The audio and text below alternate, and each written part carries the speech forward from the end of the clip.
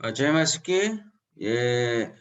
ये हमारा दूसरा सेशन ये संरचना के कुछ उदाहरण दूसरा सेशन करेंगे। ये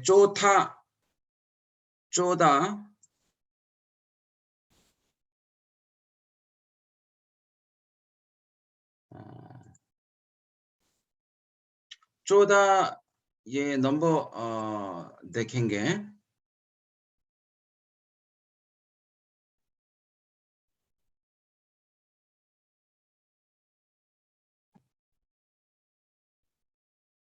ये देख लीजिए। ये वर्णनात्मक स्ट्रक्चर, वर्णनात्मक संरचना। ये वर्णनात्मक क्या है? अंग्रेजी में खीस्टिक बोलते हैं। खीस्टिक मतलब ये एक्स, अंग्रेजी में एक्स है ना, एक्स। इसका रूप खीस्टिक बोलते हैं। वर्णनात्मक स्ट्रक्चर। ये कैसे आता है? खास करके पुराना नियम में बहुत आता है। ये हम पहले ये यूहन्ना 1 में थोड़ा लंबा पड़ता है, इसलिए थोड़ा बाद में करेंगे। यूहन्ना 1 अध्याय 29 में देखेंगे ये कैसे आ गया, हम देखेंगे। तो वो पॉक्स में आता है ना, पॉक्स में वर्णनात्मक संरचना के लिए प्रयास, ये शब्द में आता है। यूहन्ना 1 19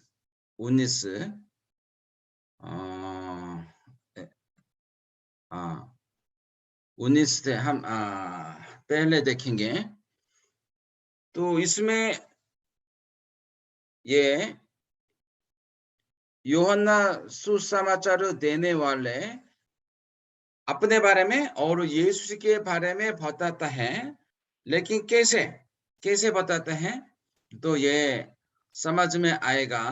पुराना नियम पढ़ते हुए बहुत ये फायदा आएगा।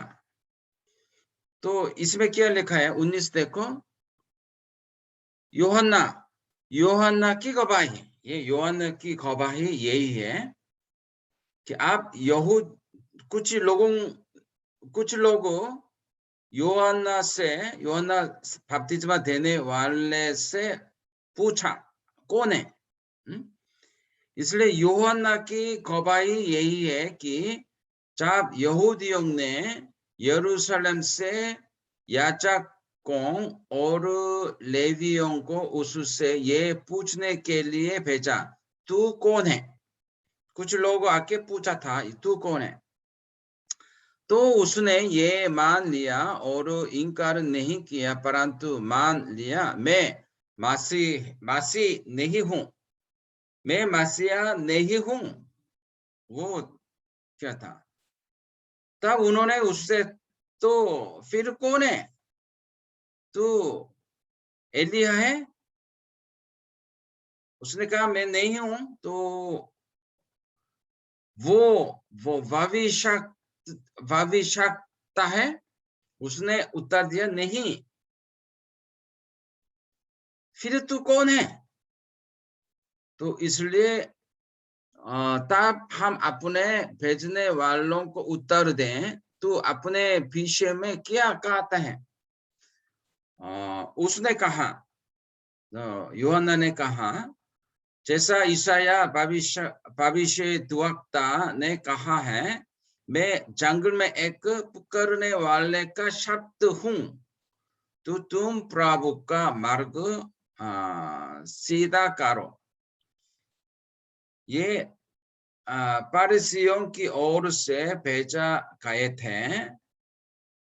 तो उन्होंने उससे ये प्रश्न पूछा, यदि तू ना मसीहा है, ना एलिया है, ना वो भविष्यद्वक्ता है, तो फिर बपतिस्मा क्यों देता है? यूहन्ना ने उसको उत्तर दिया, मैं तो झाड़ से बपतिस्मा देता हूँ, परंतु तुम्हारे बीच में एक व्यक्ति खड़ा है जिसे तुम नहीं जानते, अर्थात मेरे बाद आने वाला है जिसकी जूती का फीता में खोलने के योग्य नहीं है। वो फरा वाला यीशु जी। ये बातें यरदन के पार बेतानिया में हुई, जहां यूहन्ना बपतिस्मा देता था। तो इसमें ये कहानी ऐसा ही का चलता है, लेकिन ये खेस्टिक वर्णनात्मक की तरफ में ये आता है। जैसे का का का फिर का खा का का खा खा का, ये समझ में आता है। अंग्रेजी में ए बी सी, तो सी बी ए, अंग्रेजी में ए बी सी बी ए, इसकी तरफ ये आता है। ये खेस्टिक स्ट्रक्चर वर्णनात्मक संरचना बोलते हैं।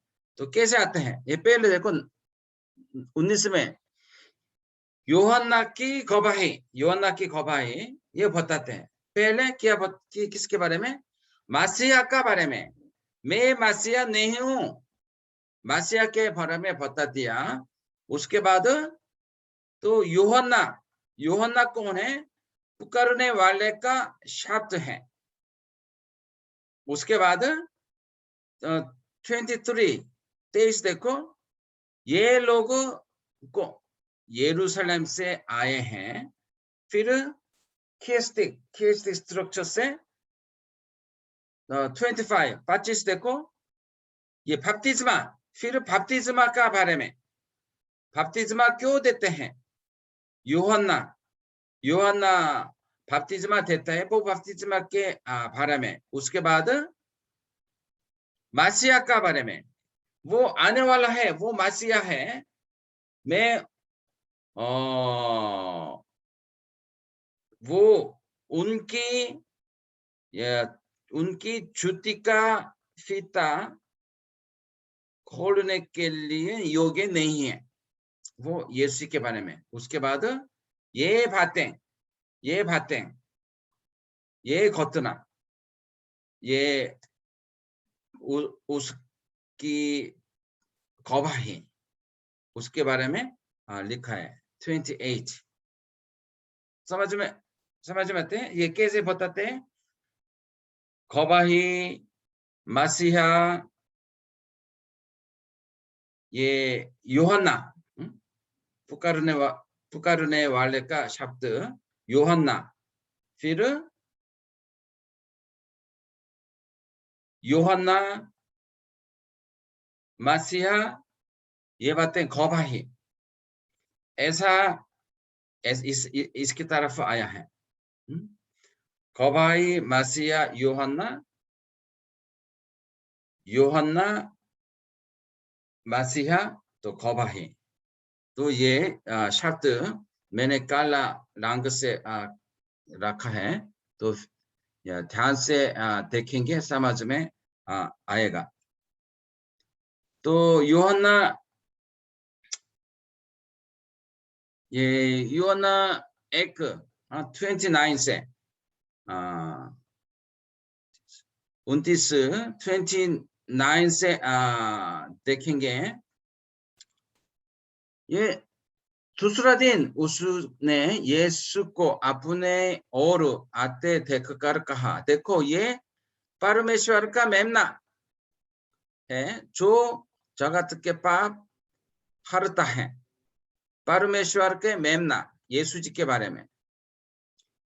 ये वही है जिसके विषय में मैंने कहा था, ये एक पुरुष मेरे पीछे आता है जो मुझसे श्रेष्ठ है क्योंकि वो मुझसे पहले पहले था। मैं तो उस पहचान था पहन पहचानता ना था, परंतु इसलिए मैं झाड़ से बपतिस्मा देता हुआ आया कि वो इस्राएल पर पुरोहित हो गया। 32 रो यूहन्ना ने ये गवाही दी, मैं आत्मा के कबूतर के रूप में आकाश से उतरते देखा है, वो उस पर ठहर गया। उसके बाद 33 मैं तो उस पहचानता नहीं था, परंतु जिसने मुझ झाड़ से बपतिस्मा देने को भेजा उसने मुझसे कहा, जिस पर तू आत्मा को उतरते और ठहरते देखो, वो पवित्र आत्मा से बपतिस्मा देने वाला है। और मैंने देखा, ये गवाही दी है कि वो ही परमेश्वर का पुत्र है, परमेश्वर का पुत्र। तो इसमें देखा है ना, 29 से देखो, ये परमेश्वर का मेमना, परमेश्वर का मेमना यीशु जी है, और ये कौन है? मुझसे पहले है, ये परमेश्वर है। और ये बपतिस्मा देते हुए ऐसा हुआ। तो उसके बाद ये वो उस पर ठहर गया, ये बीच में आता है। तो उसके बाद वापस आता है, वापस बपतिस्मा और पवित्र आत्मा से बपतिस्मा देने वाला, ये पवित्र आत्मा से बपतिस्मा देने वाला, ये परमेश्वर यीशु जी है, यीशु जी। और यीशु कौन है? परमेश्वर का पुत्र। तो ऐसा ही करके ऐसा ही आता है, परमेश्वर का पुत्र मुझसे पहले यीशु जी, और बपतिस्मा देते हुआ देखा, और बीच में ये 32 वो उस पर ठहर गया, और वापस आते हैं बपतिस्मा के बारे में। और पवित्र आत्मा से बपतिस्मा देने वाला यीशु जी और परमेश्वर का पुत्र। तो पहले परमेश्वर का मेमना, परमेश्वर का पुत्र। तो ख्रिस्टिक ये वर्णनात्मक संरचना से ये बताते हैं। तो ये लोगों इसके बारे में क्यों बताते हैं? उस समय ऐसा ही बताना, तो उन लोगों का, इजराइल लोगों का आदत, लिटरेरी स्ट्रक्चर खत्म, उन लोगों का ऐसा ही करते थे। तो पुराना नियम में बहुत आता है, इसलिए वो हम देखेंगे यूहन्ना 1 से 18 ये ध्यान से देखो, तो ये स्ट्रक्चर समझ में आ सकता है। तो यूहन्ना 1 में आदि वचन था, वो वचन परमेश्वर के साथ था, और वो वचन परमेश्वर था। तो वचन के बारे में उसके द्वारा उत्पन्न हुआ, सब कुछ उसके द्वारा उत्पन्न हुआ, वो जीवन मनुष्यों की जाति है। और यूहन्ना के बारे में, और उसके बाद सच ज्योति, ये वो ज्योति संसार में आने वाली थी, लेकिन कुछ लोग उसे ग्रहण नहीं किया, और वापस आते ग्रहण नहीं किया। और ये वो वचन देहधारी हुआ, ये वचन और ज्योति, ये लांग ध्यान से देखो। उसके बाद यूहन्ना के बारे में, और उसके बाद अनुग्रह पर अनुग्रह हम सामने प्राप्त किया है, अर्थात अनुग्रह पर अनुग्रह वो जीवन जीवन के जोड़ता है। और उसके बाद अनुग्रह एवं सच्चा यीशु मसीह के द्वारा, उसी के द्वारा उत्पन्न हुआ, लेकिन यीशु मसीह के द्वारा अनुग्रह और सच्चाई, और अंत में एकलौता पुत्र, वो वचन और एकलौता पुत्र ये जोड़ता है। इसलिए ऐसा ही ये बताते हैं।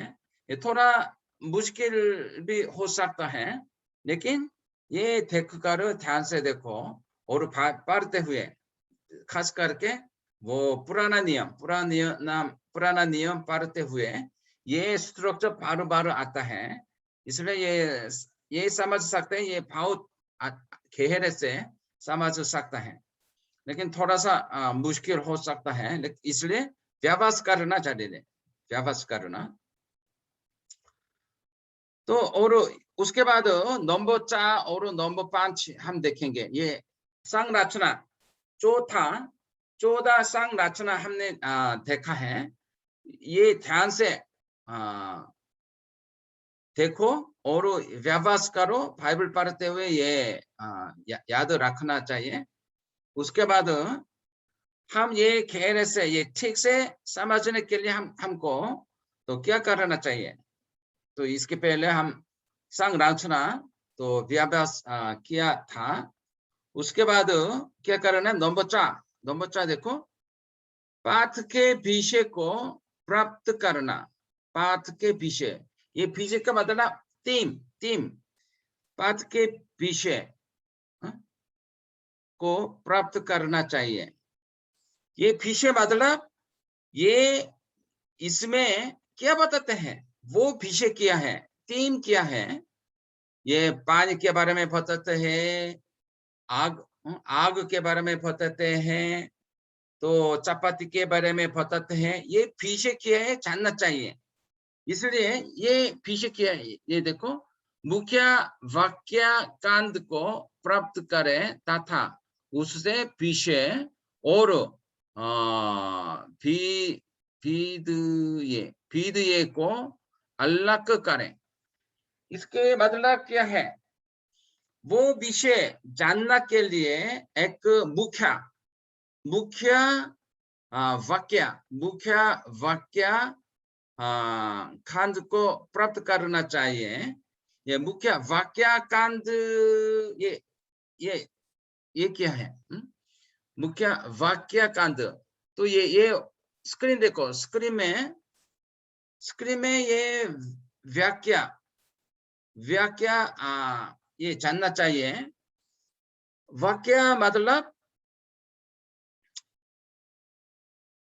विषय वस्तु और विधेय आता है। ये सेंटेंस, एक सेंटेंस सब्जेक्ट, ये थोड़ा सेंटेंस प्लस प्रेडिकेट आता है। ये थोड़ा गलत है, प्लस होना चाहिए, प्लस सब्जेक्ट प्लस प्रेडिकेट। तो जैसे ये शब्द यहाँ आता है, एक वाक्य आते हैं, बादली संजय चर्च गए। Pastor Sanjay went to church. Pastor Sanjay went to church.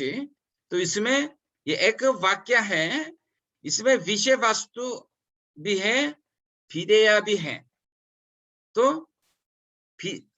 विस्तु वस्तु क्या है, सब्जेक्ट क्या है? बादली संजय द विषय वस्तु है सब्जेक्ट, और चर्च गए वो एक्शन, वो विधेय, प्रेडिकेट बोलते हैं। तो इसलिए ये मुख्य वाक्य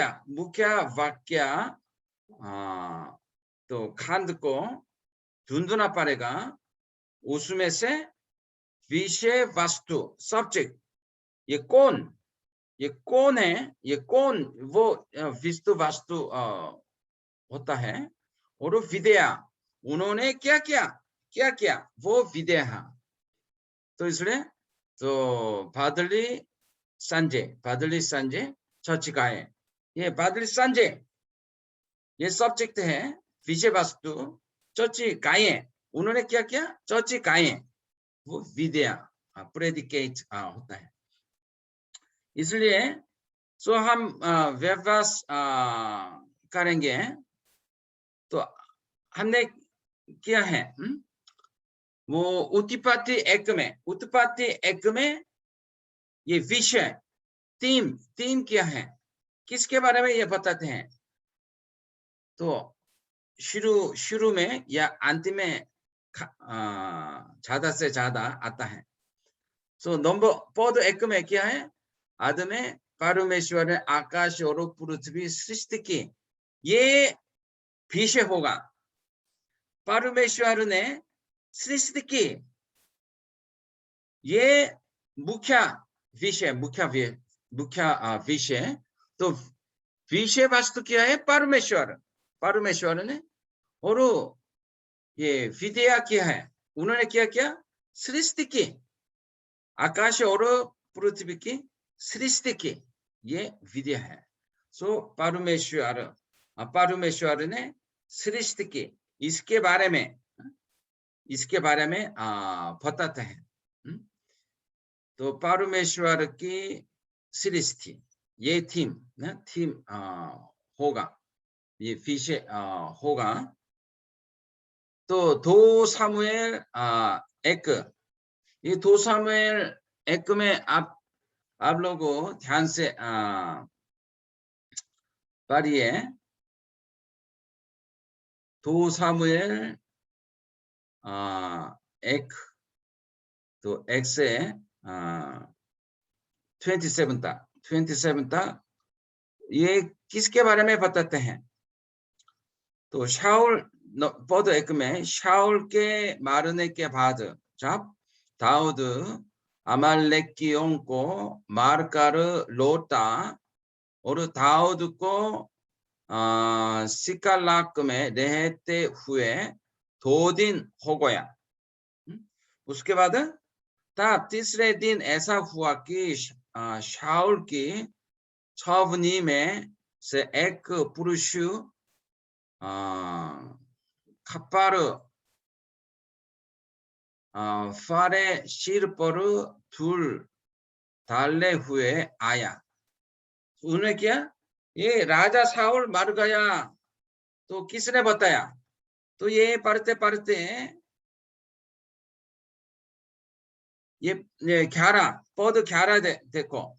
तब वो समाचार सुना, तब दाऊद ने दुखी होकर अपने पकड़ के फाड़े। तो दाऊद बहुत दुख हो गया। तो ये शब्द दाऊद ने क्या किया? दाऊद विषय वस्तु दाऊद ने दुख हो गया और अपना कपड़े फाड़े, इसका मतलब बहुत दुख हो गया। दाऊद ने दुख हो गया किसके बारे में? ये शाऊल की मृत्यु के बारे में दुख हो गया। तो इस समय तक राजा शाऊल ये दाऊद को मारने के लिए बहुत कोशिश करते रहा। बहुत मुश्किल समय आया था, लेकिन वो शाऊल मर गया। दाऊद बहुत दुख हो गया। तो ये थीम यही है। दाऊद बहुत दुख हो गया राजा शाऊल के मृत्यु के बारे में। ये विषय वस्तु और विद्या, ये थीम यही है।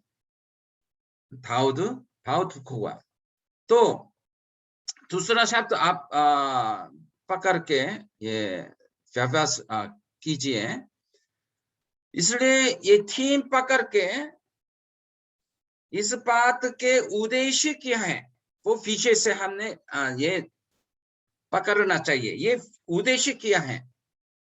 उद्देश्य किया है।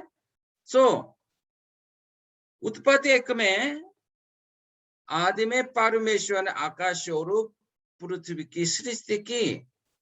परमेश्वर ने आकाश और पृथ्वी की सृष्टि की। ये विषय है, मुख्य विषय खंड व्याख्या, मुख्य वाक्य खंड, ये विषय है। तो इसका उद्देश्य क्या है, इसके बारे में किसके लिए बताते हैं? ये परमेश्वर कौन है? महान है। परमेश्वर कौन है? परमेश्वर महान है, इसलिए सृष्टि की, उन्होंने सृष्टि की, परमेश्वर महान है। तो ये उद्देश्य है, उद्देश्य। सो ये उद्देश्य जानना चाहिए पढ़ते हुए। ओ परमेश्वर ने आकाश और पृथ्वी की सृष्टि की, इसका मतलब परमेश्वर महान है। कितना महान है? ये आकाश और पृथ्वी की सृष्टि की, ये उद्देश्य पकड़ना चाहिए। तो ये देखो, हमने 2 सामने एक देखा है, ये विषय यही है। दाऊद ने दुख हो गया, अपना कपड़े पकड़ कर फाड़े। दाऊद ने दुखी हो गया, दाऊद ने दुखी हो गया, ये दाऊद बहुत दुख लगा। तो इसका ये विषय है, इस विषय से हम क्या जान सकते हैं? इसका उद्देश्य क्या है? ये दाऊद बहुत धार्मिक है।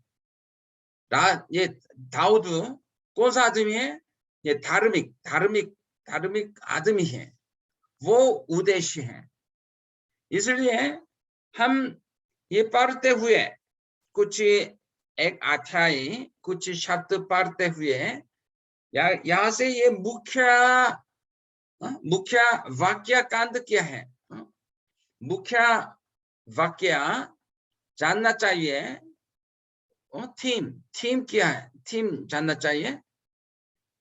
उससे उद्देश्य निकालना चाहिए। सो इसकी तरफ हम बाइबल पढ़ेंगे और गहरे से समझ सकते हैं। तो ये प्रैक्टिस होना चाहिए, रोज पढ़ते हुए इस शब्द में वो संरचना किया है। ये संरचना और या कौन सा शब्द में ये जोड़ते हैं? तथा और या तुलना।